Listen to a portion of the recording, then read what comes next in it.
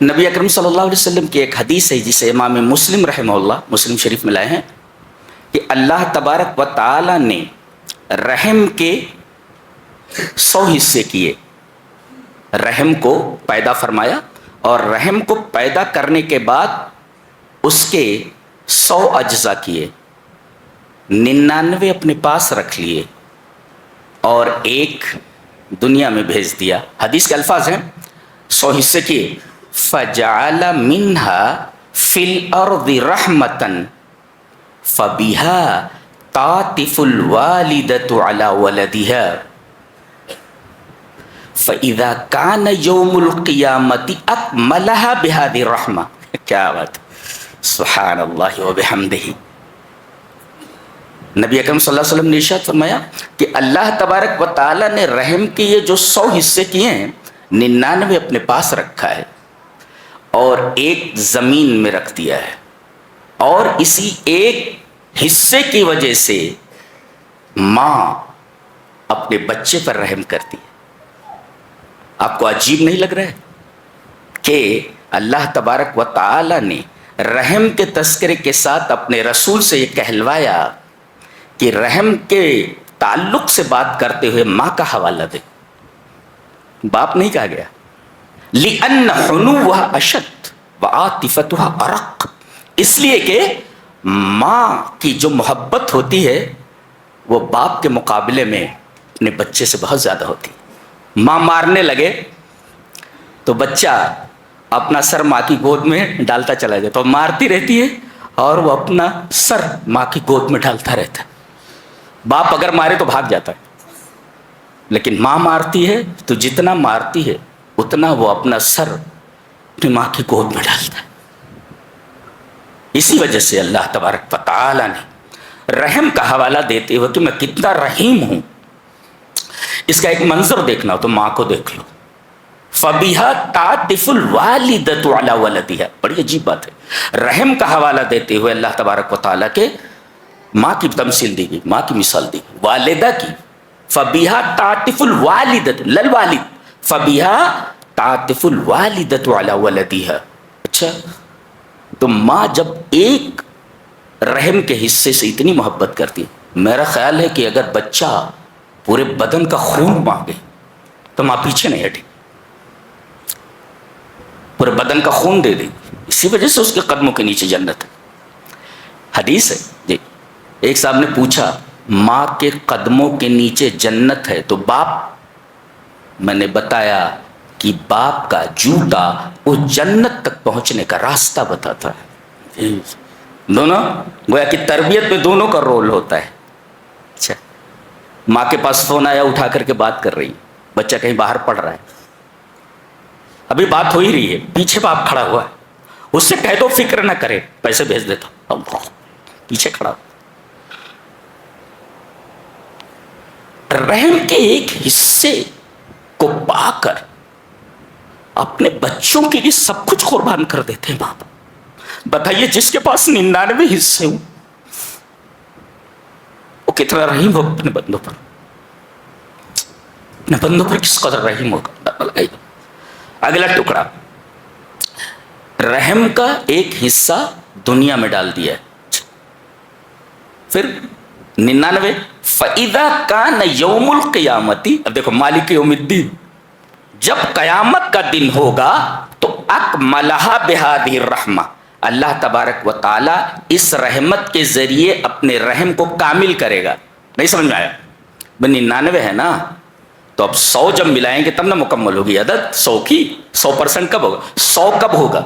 جب یہ حصہ 99 میں ملا لیا جائے گا، تو اللہ تبارک و تعالی وہ 99 حصہ جو اس نے اپنے پاس رکھ رکھا ہے، یہ حصہ بھی اس کے ساتھ ملا کر 100 کر لے گا، اور پھر اپنے موحد بندوں جنہوں نے دنیا میں اللہ کے ساتھ شرک نہیں کیا ہوگا، ان 100 حصوں کے ساتھ ان کے اوپر رحم کرے گا۔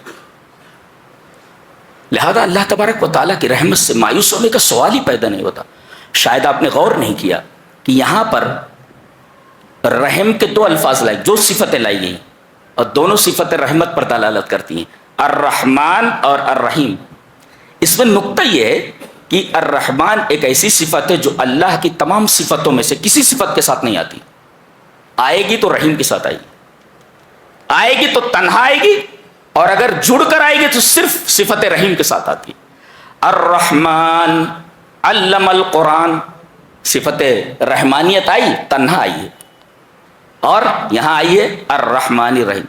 یہ جب جڑتی ہے تو صرف رحیم کے ساتھ جڑتی ہے، اور آتی ہے تو تنہا آتی ہے، اللہ کی کسی اور صفت کے ساتھ یہ صفت نہیں جڑتی ہے. کون سی؟ الرحمن. اب الرحمن اور الرحیم آپ اس کے رحم کا اندازہ لگا سکتے ہیں. چلیے ایک حدیث پڑھ لیتے ہیں.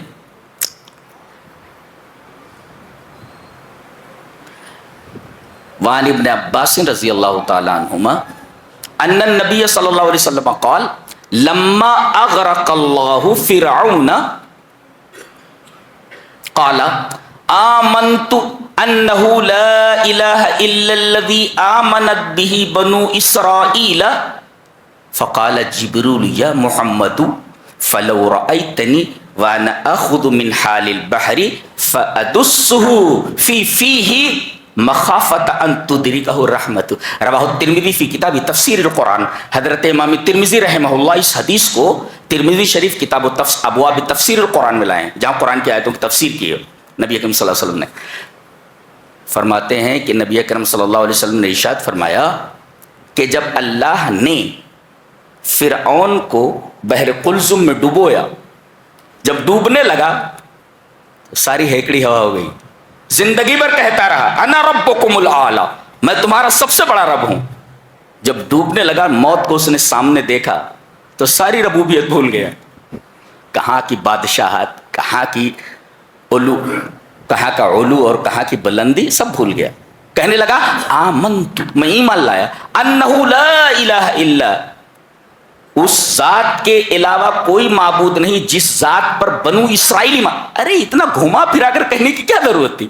بول دیتا نا لا الہ الا اللہ. تو یہ بول رہا ہے میں ایمان لایا اس بات پر کہ نہیں ہے کوئی معبود سوائے اس کے جس پر بنی اسرائیل ایمان. یہ لمبا چوڑا کر رہا ہے بندہ. اس حضرت جبرائیل فرما رہے ہیں، کہہ رہے یا محمد، اے محمد صلی اللہ علیہ وسلم، میں وہاں حاضر تھا. اللہ، دیکھو میرے رونگٹے کھڑے ہوئے. آپ دیکھ رہے ہیں کہ یہ فرشتہ جو نبی پر قرآن لے کر آتا تھا، یہ ہزاروں سال پہلے اس وقت بھی موجود ہے موسیٰ کے ساتھ جب فرعون ڈوب رہا ہے. تو عجیب و غریب بات ہے، یہ فرشتہ کیسا عجیب فرشتہ ہے. جبرائیل وہاں موجود ہیں ہزاروں سال پہلے، فرعون کے ڈوبتے وقت وہاں موجود ہے، اور وہ نبی سے کہہ رہے ہیں کاش آپ دیکھتے کہ میں سمندر کی گہرائی سے کیچڑ نکال رہا تھا. آج بڑی بڑی مشینیں سمندر کی گہرائی کو ناپ نہیں سکتی ہیں، یہ فرشتہ نیچے جا کر کے اس کیچڑ نکال کر کے لا رہا ہے. کیسا فرشتہ ہے، کتنا طاقتور ہے، کتنا طاقتور ہے. ان کو گیس کی ضرورت نہیں، ان کو ماسک کی ضرورت نہیں، دریا کی سمندر کی گہرائیوں میں چلے جاتے. کہا کہ آپ دیکھتے کہ میں سمندر کی گہرائیوں سے کیچڑ نکال کر کے لایا اور میں اس کے منہ میں ٹھونس رہا تھا. فَأَدُسُّهُ فِي فِيهِ، اس کے منہ میں ٹھونس رہا تھا میں. کیوں؟ کہا کہ مخافت ان تدرکہ الرحمہ، ایسا نہ ہو کہ اللہ تبارک تعالیٰ کو اس کے اوپر رحم آ جائے، اسے بخش دے. اللہ اکبر. فرعون یہ ظلم کا استعارہ ہے. فرعون جب بولتے ہیں تو آدمی کے ذہن میں ظلم ہی ظلم نظر آتا ہے. جو اپنی بیوی کو تپتے ہوئے عرض پر، تپتی ہوئی زمین کے اوپر لٹا کر کے ہاتھوں اور پیروں میں کیلیں ٹھونک دے، مرنے کے لیے چھوڑ دے، کتنا ظالم ہوگا، اندازہ لگائیے آپ. تو فرعون کا لفظ جب بولا جاتا ہے تو ذہن میں ظلم کی مختلف انواع گھومنے لگتی ہیں. گویا کہ فرعون کا لفظ یہ ظلم کا استعارہ ہے. ایسے ظالم کے بارے میں وہ کہہ رہے ہیں کہ میں ڈرا کہیں اللہ تبارک و تعالی اس کے اوپر نہ رحم کر دے. مخافت ان تدرکہ الرحمہ. اللہ، سمجھ میں آیا کتنا رحیم ہے وہ.